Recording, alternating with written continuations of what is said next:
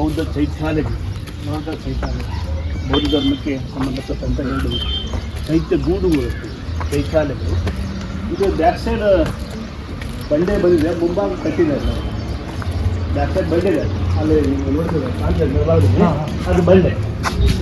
ಬಂಡೆ ಇದೆ, ಮುಂಭಾಗ ಇಲ್ಲೆಲ್ಲ ಕಟ್ಟಿದಾರಲ್ಲ, ಅಂದರೆ ಸಪ್ರೇಟಾಗೆ ಕಟ್ಟಿರೋದು. ಸಪ್ರೇಟ್ ಬೇರೆ ಬೇಕಿರೋಲ್ಲ, ಬೇರೆ ಬೇರೆ ಕಲರ್. ಇದೊಂದು ಟೆಂಪಲ್ ಮೇಲ್ಗಡೆ ದೇವಾಲ ಮೇಲೆ ದೇವಾಲ ಕಟ್ಟಿದೆಲ್ಲ ಚೈತ್ಯ ಗೂಡುಗಳು. ಬಟ್ ಗರ್ಭಗೃಹ ಪೀಡದೆ ಅಲ್ಲಿರುವಂಥ ಬುದ್ಧನ ವಿಗ್ರಹ ಇಲ್ಲ.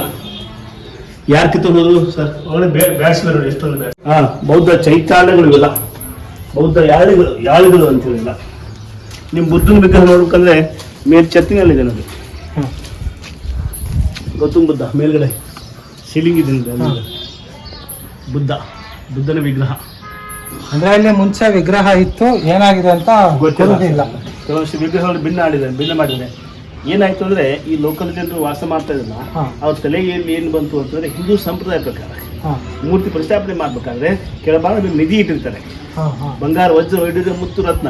ಆ ಮೂರ್ತಿಗೆ ಪವರ್ ಬರ್ಬೇಕಾದ್ರೆ, ಆ ಮೂರ್ತಿಗೆ ಶಕ್ತಿ ಬರ್ಬೇಕಾದ್ರೆ ಕಡೆ ಏನಾದರೂ ಇರ್ಬೋದೆಂಬ ಮೂಢನಂಬಿಕೆಯಿಂದ ಕೆಲವೊಂದು ಇಂಪಾರ್ಟೆಂಟ್ ಸ್ಟ್ಯಾಚ್ಯೂಗಳನ್ನ ಹಾಳು ಮಾಡಿದ್ದಾರೆ. ಆ ನಿಖರವಾಗಿ ಇವರೇ ಹಾಳು ಮಾಡಿರಲಿಕ್ಕೆ ಯಾವುದೇ ಮಾಹಿತಿ ಇಲ್ಲ, ಪ್ರೂಫ್ ಇಲ್ಲ. ಅಂದಾಜು ಹೇಳ್ಬೋದು, ವಾಸ ಮಾಡುವ ಸಮಯದಲ್ಲಿ ಏನಾದರೂ ಅವರು ಮೂಢನಂಬಿಕೆಯಿಂದ ಏನಾದರೂ ನಮಗೆ ಈ ಮೂರ್ತಿ ಕೆಳಗಡೆ ಏನಾದ್ರು ಏನಾದ್ರು ನಿಧಿ ಸಿಗ್ಬೋದಲ್ಲ, ಆ ಒಂದು ಕಲ್ಪನೆಯಿಂದ ಕೆಲವೊಂದು ಇಂಪಾರ್ಟೆಂಟ್. ಇಲ್ಲಿ ಯಾವುದೇ ರೀತಿ ಆಕ್ರಮಣ ಏನೂ ಆಗಿ ಭಿನ್ನ ಆಗಿಲ್ಲ, ಆಕ್ರಮಣ ಆಗಿದೆ ಅನ್ಲಿಕ್ಕೆ ಯಾವುದೇ ರೀತಿ ಮಾಹಿತಿ ಇಲ್ಲ. ಯಾರು ಹಾಳು ಮಾಡಿದ್ರೆ ಯಾಕೂ ಮಾಹಿತಿನೇ ಇಲ್ಲ. ಇವೆಲ್ಲ ಸ್ಯಾಂಡ್ ಸ್ಟೋನ್ ಒಂದೇದ್ದು ಹೋಗುತ್ತೆ, ಅದು ಕರಗುತ್ತೆ. ಇದು ಎರಡನೇದು ಲೋಕಲ್ ಜನರು ವಾಸ ಮಾಡ್ತಾ ಇದ್ರು, ಅವರು ಕೂಡ ವಾಸ ಮಾಡುವ ಸಮಯದಲ್ಲಿ ಕೆಲವಷ್ಟು ವಿಗ್ರಹಗಳೆಲ್ಲ ಭಿನ್ನ ಆದರೂ ಆಗಿರಬಹುದು. ಅವರೇ ಮಾಡಿದ್ರೆ ಅನ್ಲಿಕ್ಕೆ ಕರೆಕ್ಟಾಗಿ ಹೇಳೋಕ್ಕಾಗಲ್ಲ. ಯಾಕಂತ ಹೇಳಿದ್ರೆ ಇವೆಲ್ಲ ಕಳಿಸಿದ್ದು 6ನೇ ಶತಮಾನ, ಇವಾಗ 1400 ವರ್ಷ ಆಯಿತು. 1400 ವರ್ಷ ಯಾವ ಶತಮಾನದಲ್ಲಿ ಯಾರ್ಯಾರು ಅಟ್ಯಾಕ್ ಮಾಡಿದ್ರು ಸಂಪೂರ್ಣವಂತ ಮಾಹಿತಿ ಇರೋದಿಲ್ಲ. ನಾವು ಹಂಪಿಯನ್ನು ಹೇಳ್ಬೋದು, ವಿಜಯನಗರ ಸಾಮ್ರಾಜ್ಯವನ್ನು ಸಾಯಿ ಸುಲ್ತಾನರು ವಿಜಯನಗರ ಸಾಮ್ರಾಜ್ಯವನ್ನು ಸಂಪೂರ್ಣವಾಗಿ ಹಾಳು ಮಾಡಿದ್ರು ಅಂತೇಳಿ ನಮ್ಗೆ ಇತಿಹಾಸದಲ್ಲಿ ಎವಿಡೆನ್ಸ್ ಇದೆ. ಈ ಐಹೊಳೆ ಪಟ್ಟಣದ ದೇವಾಲಯಗಳನ್ನು ಯಾರು ಹಾಳು ಮಾಡಿದ್ರು ಯಾವುದಕ್ಕೂ ಮಾಹಿತಿ ಇಲ್ಲ. ಇತಿಹಾಸದಲ್ಲಿ ಸ್ಪಷ್ಟವಂತ ದಾಖಲೆಗಳಿಲ್ಲ. ಯಾರು ಹಾಳು ಮಾಡಿದ್ರು ಅನ್ನೋಕ್ಕೆ ಮಾಹಿತಿ ಇಲ್ಲ. ಹಂಪಿಗಿದೆ ಇದು ಜೈನ್ ಟೆಂಪಲ್, ಸುತ್ತಲ ಕೋಟೆ, ಮಧ್ಯದಲ್ಲಿ ಜೈನ್ ಟೆಂಪಲ್. ಈ ಟೆಂಪಲ್ ಯಾರು ಕಟ್ಟಿಸಿದ್ರು ಅಂತಂದರೆ ರವಿಕೀರ್ತಿ ಇಮ್ಮಡಿ ಪುಲಿಕೇಶಿ ಆಸ್ಥಾನ ಕವಿ, ಜೈನ ಕವಿ. ಇಮ್ಮಡಿ ಪುಲಿಕೆ ಆಸ್ಥಾನ ದಂಡ ನಾಯಕ ಮತ್ತು ಜೈನ ಕವಿ ಆಗಿದ್ದ. ಇಮ್ಮಡಿ ಪುಲಿಕೇಶಿ ಕನೋಜದ ಹರ್ಷವರ್ಧನ ಸೋಲಿಸಿಬಿಡ್ತಲ್ಲ, ಆ ಹರ್ಷವರ್ಧನ ಸೋಲಿಸಿದ ನೆನಪಿಗಾಗಿ ಈ ಗುಡ್ಡ ಮೇಲೆ ಕಟ್ಟಿದೆ ನೋಡಿ ಜೈನ್ ಟೆಂಪಲ್. ಪೂರ್ಣ ಗೋಡೆ ಮೇಲಿದೆ ರವಿಕೀರ್ತಿ ಶಿಲಾಶಾಸನ. ಇಮ್ಮಡಿ ಪುಲಿಕೇಶಿ ಯಾರ್ಯಾರು ಸೋಲಿಸಿದ ಆ ಪಟ್ಟಿನೇ ಇದೆ. ಮತ್ತು ಆ ರವಿಕೀರ್ತಿ ತನ್ನನ್ನು ತಾನು ಈ ಶಾಸನ ಉಳ್ಕೊಂಡಿದ್ದಾನೆ. ಭಾರವಿ ಕಾಳಿದಾಸರಿಗೆ ಸರಿಸಮಾನವಾದಂಥ ಕವಿ ಅಂತ ತನ್ನನ್ನು ತಾನು ಈ ಶಾಸನದಲ್ಲಿ ಹೊಳ್ಕೊಂಡಿದ್ದಾನೆ. ಆ ಪೂರ್ಣದ ಗೋಡೆ ಮೇಲೆ ಶಾಸನ ಇದೆ, ರವಿಕೀರ್ತಿ ಶಿಲಾಶಾಸನ. ಮತ್ತು ನೀವು ಬದಾಮಿ ಹೋಗ್ಬಿಟ್ಟು ಕಪ್ಪೆ ಆರ್ಬೇಟ್ ಶಾಸನ ಬರ್ತದೆ, ಅದನ್ನು ತೋರಿಸ್ತೀನಿ. ಪಲ್ಲವ ನರಸಿಂಹವರ್ಮ ಶಾಸನ ಬರ್ತದೆ, ಬೇಕಾದ್ರೆ ಅವನು ಕೂಡ ತೋರಿಸ್ತೀನಿ ಬದಾಮಿಯಲ್ಲಿ.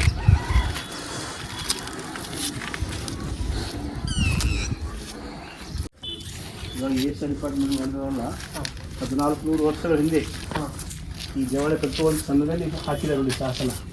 ಅಂದರೆ ಅದು ಸಂಸ್ಕೃತದಲ್ಲಿ, ಭಾಷೆ ಸಂಸ್ಕೃತ, ಲಿಪಿ ಹಳಗನ್ನಡ, ಓದು ಸಂಸ್ಕೃತ, ಬರಿದು ಹಳಗನ್ನಡ ನೋಡಿ. ಅಕ್ಷರ ಎಷ್ಟೊಂದು ಚೆನ್ನಾಗಿ ಕಾಣ್ತವೆ ಇವಾಗ ಕೂಡ. ರವಿಕೀರ್ತಿ ಶಿಲಾಶಾಸನ.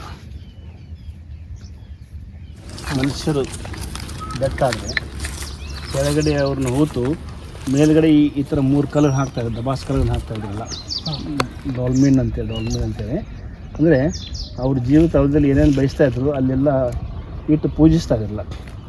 ಅಲ್ಲಿ ಒಂದು ಕಾಣ್ತೇವೆ ಸಾಕಷ್ಟು ಇದ್ವಿಲ್ಲ ಆ ಥರ ಅಂದರೆ ಸಮಾಧಿಗಳು ಎಲ್ಲ ಸತ್ತಂಥ ಮನುಷ್ಯರನ್ನ ತೆಳಗಡೆ ಹೂತು 3 ಕಲರ್ ಹಾಕಿ ಅವ್ರಿಗೆ ಚಾಟ್ ನೆರಳು ಮಾಡಿ ಅವ್ರ ಜೀವನ ಏನೇನು ಉಪಯೋಗಿಸ್ತಾ ಇದ್ರು ಅವನ್ನೆಲ್ಲ ಅಲ್ಲಿಟ್ಟು ಅವ್ರ ಮನಸ್ಸಿಗೆ ಶಾಂತಿ ಮಾಡ್ತಾಯಿದ್ರು. ಸಾಕಷ್ಟಿದ್ದು ಇಲ್ಲೆಲ್ಲ ಹೋಗ್ಬಿಟ್ಟಿವೆ. ಅಲ್ಲೊಂದಿದೆ ಆ ಕಡೆ ಸ್ವಲ್ಪ ಉಳ್ಕೊಂಡಿವೆ. ಸುತ್ತಲೂ ಕೋಟೆ ಇದೆಲ್ಲ. ದೇವಾಲ ಮೇಲೆ ದೇವಾಲ ಕಟ್ಟಿದ್ದಾರೆ, ಸ್ಮಾಲ್ ಟೆಂಪಲ್ ಇದೆ, ದೇವಾಲ ಮೇಲೆ ದೇವಾಲ ಕಟ್ಟಿದ್ದಾರೆ. ಮುಂಭಾಗೆಲ್ಲ ರೀಬಿಲ್ಡ್ ಮಾಡಿದೆಲ್ಲ, ಬಿಚ್ಚಿ ಜೋಡಿಸಿ. ಲಿಂಗೇಶ್ವರ ನದಿ ದಂಡೆ ಮೇಲೆ ಇದೆಯಲ್ಲ, 2 ಕಾಂಪ್ಲೆಕ್ಸ್ ನದಿ ದಂಡೆ ಮೇಲೆ ಇದೆ. ಇಲ್ಲಿ ಹೊಲದಲ್ಲಿ ಇದೆ ನೋಡಿ, ಹುಚ್ಚಪ್ಪಯ್ಯ ದೇವಾಲಯ ಅಂತೇಳಿ. ಹಾಂ, ಆ ಕಡೆ ಒಂದು ಕಾಂಪ್ಲೆಕ್ಸ್ ಇದೆ ನೋಡಿ. ಅವೆಲ್ಲ ಸಣ್ಣ ದೇವಸ್ಥಾನಗಳೆಲ್ಲ. ಹೊಸ ಕಲ್ಲುಗಳೆಲ್ಲ ಮೇಲೆ ಹೊಸ ಕಲ್ಲುಗಳೆಲ್ಲ ಅಂದ್ರೆ ಮುಂಚೆ ಹಾಳಾಗಿತ್ತು, ಇವಾಗ ಮತ್ತೆ ಎಲ್ಲ ಕಲ್ಲುಗಳೆಲ್ಲ ಕ್ರಾಪ್ ಇದೆಯಲ್ಲ, ಕಂಬಗಳೆಲ್ಲ ಶಿಥಿಲಾವಸ್ಥೆಯಲ್ಲಿ ಕೆತ್ತಿದ್ದಾರೆ, ಶಿಥಿಲಾವಸ್ಥೆಯಲ್ಲಿ ಬಿದ್ದು ಹೋಗ್ತಾ ಇತ್ತು.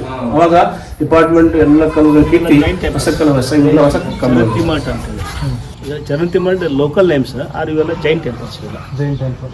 ಹೊರಗಡೆ ಒಂದೊಂದಲ್ಲಿ ವಿಗ್ರಹಗಳಿವೆ, ಒಂದೊಂದು ವಿಗ್ರಹ ಇಲ್ಲ, ಕಂಬಗಳೆಲ್ಲ ಈ ಡೋರ್ ಫ್ರೇಮ್ ಮತ್ತೆ ಮಧ್ಯದಲ್ಲಿ ತೀರ್ಥಂಕರ ವಿಗ್ರಹ ಬರ್ತಲ್ಲ, ಜೈನಿಸಮ್ ಸಿಂಬಲ್ಸ್ ಎಲ್ಲ.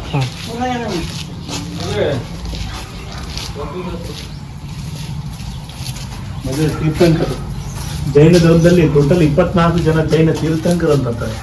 ಫಸ್ಟ್ ತೀರ್ಥಂಕರ ಆದಿನಾಥ ಋಷಭನಾಥ. ಈ ಆದಿನಾಥ ಋಷಭನಾಥನ ಮಕ್ಕಳೇ ಭರತ ಬಾಹುಬಲಿ, ಶ್ರವಣ ಗಂಟೇಶ್ವರ ಒಂದೇ, ಬಾಹುಬಲಿ ಒಂದೇ. ಅಂದ್ರೆ ಮೊದಲನೇ ತೀರ್ಥಂಕರ ಋಷಭನಾಥ, 23ನೇ ತೀರ್ಥಂಕರ ಪಾರ್ಶ್ವನಾಥ, ಕೊನೆಯ ತೀರ್ಥಂಕರ ಮಹಾವೀರ, ವರ್ಧಮಾನ್ ಮಹಾವೀರ. ಜೈನ ಧರ್ಮದಲ್ಲಿ 2 ಪಂಗಡ ಬರ್ತದೆ, ಶ್ವೇತಾಂಬರ ಮತ್ತು ದಿಗಂಬರ. ಶ್ವೇತಾಂಬರ ಅಂತಾರ ಹೈಟ್ ಬಟ್ಟೆ ಧರಿಸಿರ್ತಾರೆ ಅವ್ರು ಶ್ವೇತಾಂಬರರು, ಯಾವುದೇ ರೀತಿ ಬಟ್ಟೆ ಧರಿಸೋರು ದಿಗಂಬರರು.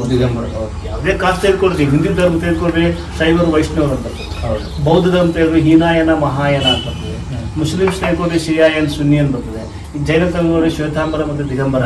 ಯಾವುದೇ ಜಾತಿ ಇದ್ರು ಒಳಪಂಗಡ 2 ಪಂಗಡಗಳು ಇರಲೇಬೇಕು. ಇದು ಜೈನ ಸಂಬಂಧಪಟ್ಟಂತ ಜೈನ ಬಸದಿಗಳು ಇಲ್ಲ.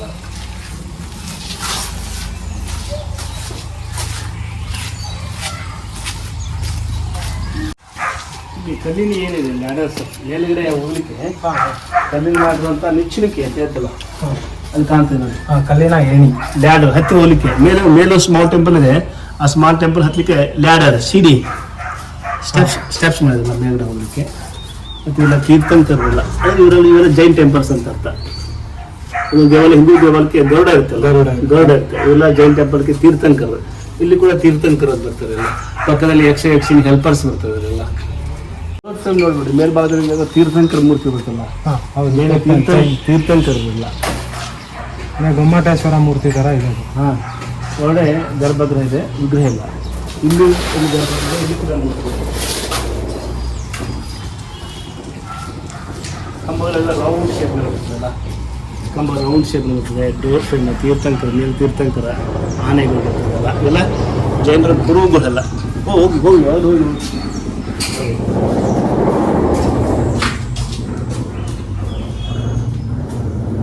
ಇವೆಲ್ಲ ತ್ರಂಬಕೇಶ್ವರ ಗುಫಾ ಟೆಂಪಲ್ಸ್. ಇದು ಶಿವ ದೇವಸ್ಥಾನ, ಎಲ್ಲ ಶಿವ ಟೆಂಪಲ್ಸ್. ಇವೆಲ್ಲ ತ್ರಿಕೂಟಾಚಲ ದೇವಾಲಯ. ದೇವಾಲಯಕ್ಕೆ ಒಂದೇ ಒಂದು ಗರ್ಭಗೃಹ ಬಂದರೆ ಏಕಕೂಟ ದೇವಾಲಯ. ದೇವಾಲಯಕ್ಕೆ 2 ಗರ್ಭಗೃಹ ಬಂದರೆ ದ್ವಿಕೂಟ. ದೇವಾಲಯಕ್ಕೆ 3 ಗರ್ಭಗೃಹ ಬಂದರೆ ತ್ರಿಕೂಟಾಚಲ ದೇವಾಲಯ. 3 ಗರ್ಭಗೃಹ ಯಾತಕ್ಕೆ ಮಾತಾಡಿದ್ರೆ, ಮಧ್ಯದ ಗರ್ಭಗೃಹದಲ್ಲಿ ಶಿವ, ಬಲಭಾಗದಲ್ಲಿ ಗಣೇಶ, ಎಡಭಾಗದಲ್ಲಿ ಪಾರ್ವತಿಗೋಸ್ಕರ ತ್ರಿಕೂಟಾಚಲ ದೇವಾಲಯವನ್ನು ನಿರ್ಮಾಣ ಮಾಡ್ತಾರೆ.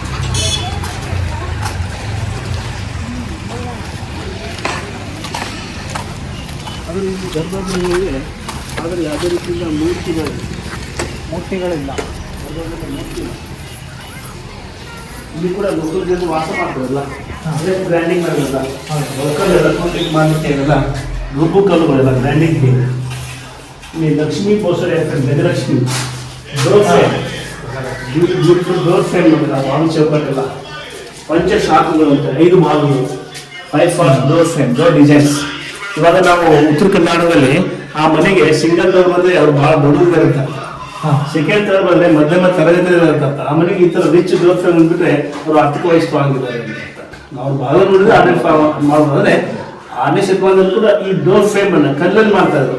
ಇವಾಗ ಈ ಕಾರ್ಪೆಂಟ್ ಕೆಲಸ ಮಾಡೋದು ಮಾಡ್ತಾರೆ, ಕಲ್ಲಲ್ಲಿ ಮಾಡೋದನ್ನ ಕಟ್ಟಿಗೆಯಲ್ಲಿ ಮಾಡ್ತಾರೆ, ಅದೇ ಡಿಸೈನ್ ಡೋರ್ ಮಾಡ್ತಾರೆ. ಅವಾಗ ಎಲ್ಲ ಏನೇ ಮಾಡಿದ್ರೆ ಕಲ್ಲಲ್ಲಿ ಮಾಡ್ತಾರೆ. ಬೆಳಕು ಗಾಳಿ ಬರಲಿಕ್ಕೆ ಜಾಲಂಧರಿಗಳು, ಸಾಂಸ್ಕೃತಿಕ ಜಾಲಂಧರಿ ಡಿಫ್ರೆಂಟ್ ಡೋರ್ ಫ್ರೇಮ್, ಲಕ್ಷ್ಮೀ ಬೋಸೆ ಇರ್ತಾರೆ, ಗಜಲಕ್ಷ್ಮಿ ಡೋರ್ ಫ್ರೇಮ್. ಇವು ಎಲ್ಲ ತ್ರಿಕೂಟ, ಇವು ಎಲ್ಲ ದೇವಾಲಯಕ್ಕೆ 3 ಗರ್ಭಗೃಹಗಳು ಹೊಂದಿದೆ. ತ್ರಿಕೂಟಾಚಲ ದೇವಾಲಯ. ಸರ್ನೇಮ್ ಕೊಂತರು ಅಂತ ಬರ್ತದೆ ಸರ್ನೇಮ್. ಆ ಜನಾಂಗದವರು ಈ ದೇವಾಲಯ ಸಂಬಂಧದಲ್ಲಿ ವಾಸ ಮಾಡ್ತಾ ಇದ್ರು. ಇಲ್ಲಿ 4 ದೇವಸ್ಥಾನಗಳು, ಇಲ್ಲ ಮಂಟಪ ಟೈಪ್ ಟೆಂಪಲ್. ಈ ಕಡೆ ಶಿಖರಗಳಿಲ್ಲ. ಪ್ರಾಚೀನ ದೇವಸ್ಥಾನಗಳಿಗೆ ಮಂಟಪ ಟೈಪ್ ಟೆಂಪಲ್ ಬರ್ತದಲ್ಲ, ಎಲ್ಲ ಶಿವ ಟೆಂಪಲ್ಸ್ ಎಲ್ಲ ಶಿವನ ದೇವಸ್ಥಾನಗಳು. ಕುಂತಿ ಅಂತಂದರೆ ಇದು ರಾಮಾಯಣ ಮಹಾಭಾರತ ಆ ಕುಂತಿ ಅಲ್ಲ, ಕೊಂತರು ಒಂದು ಸರ್ನೇಮ್. ಈ ಲೋಕಲ್ ಜನರು ಅವ್ರ ಹೆಸರು ಅಂದ್ರೆ ನೀವು ಅವಾಗ್ಲೇ ಹೇಳ್ದಂಗೆ ಇಲ್ಲಿ ಯಾರ್ಯಾರು ವಾಸವಾಗಿದ್ರು ಅವ್ರ ನೇಮ್ ಬಂತು ಅಂದ್ರೆ ಕೊಂತರು ವಾಸ ಮಾಡ್ತಾಯಿದ್ರು. ಅದಕ್ಕೆ ಜನಾಂಗ ಹೋಗಿ ನಂತರ ಕಾಲದಲ್ಲಿ ಕುಂತಿ ಗುಫಾ ಟೆಂಪಲ್ಸ್ ಅಂದ್ರೆ ಇದೆಲ್ಲ ಬ್ರಿಟಿಷರು ಮಾಡಿರೋದು. ಬ್ರಿಟಿಷ್ ಸರ್ವೆ ಮಾಡೋ ಕಾಲಕ್ಕೆ ಎಲ್ಲ ಲೋಕಲ್ ನೇಮ್ಸ್.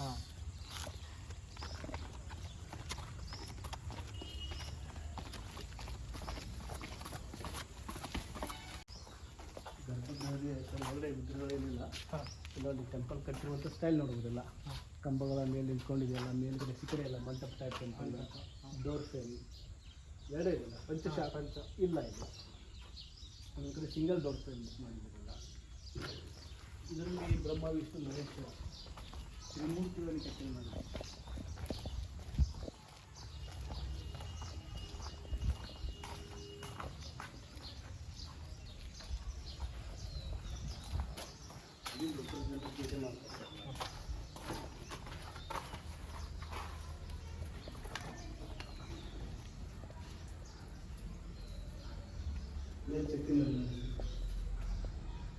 ಆ ಕಡೆ ಚತುರ್ಮುಖ ಬ್ರಹ್ಮ, ಬ್ರಹ್ಮನಿಗೆ 4 ಮುಖಗಳು, ಒಂದು ಮುಖ ಬ್ಯಾಕ್ ಸೈಡ್ ಇರುತ್ತೆ, ಇಲ್ಲಿ 3 ಮುಖ ಕಾಣ್ತದೆ ನೋಡಿ.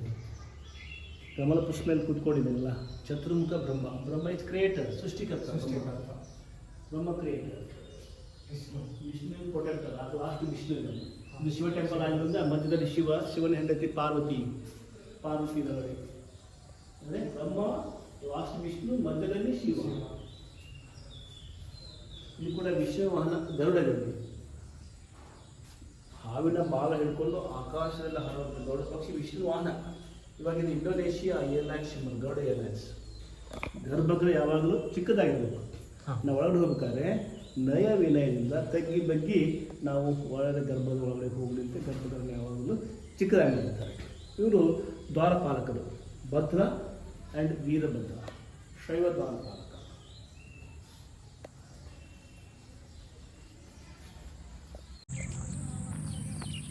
ನಾನು ಒಂದು ಎಕ್ಸ್ಪ್ಲೇನ್ ಮಾಡ್ತಾನೆ.